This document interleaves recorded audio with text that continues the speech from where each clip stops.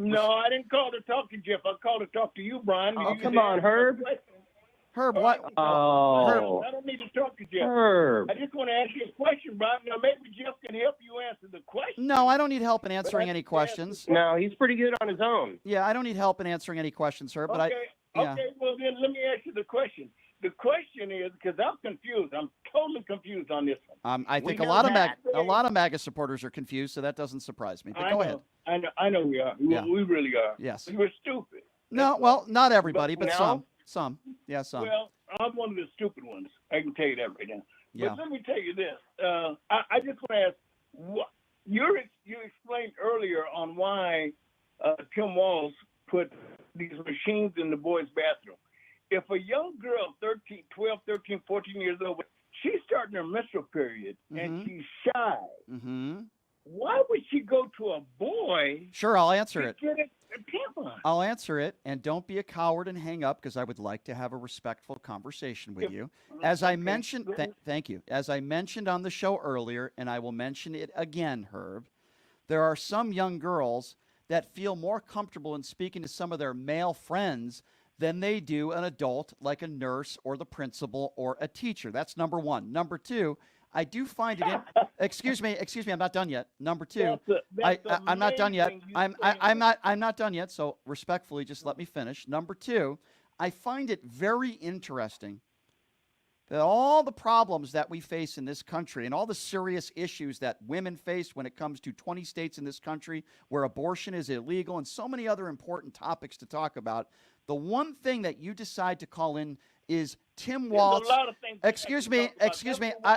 Herb, I'm not done yet.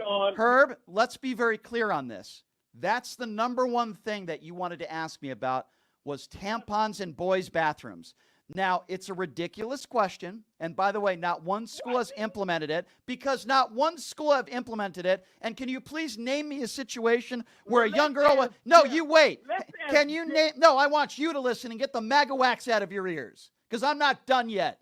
And it's not your show, it's my show.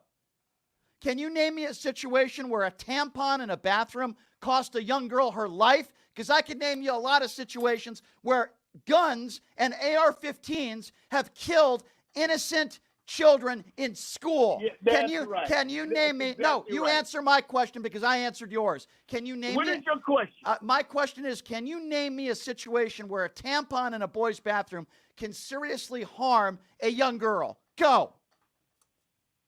I can't do it, Brian. You can't do it because you can't do it.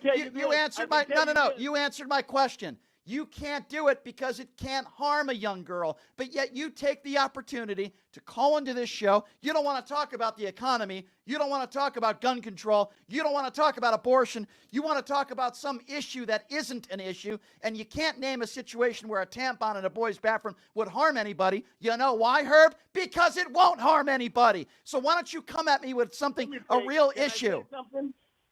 Can I say something, Brian? Yeah, I can't wait. Are we going to talk about tampons again, or are we going to talk about something serious?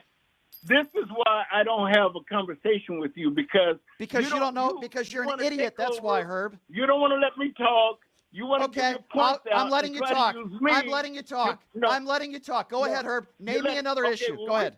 I've called you before about guns, Brian. I've called you in the past. You called about tampons. Why did you call about tampons? No. I said in the past, I've called you about guns. And you called today. And you called today to talk about tampons. I called today because you had brought that up this morning. You explained it. Okay, tampon, Herb. Is there anything else you want to? Confused by it, so that's why I called you back. Are you still confused? Are you still confused?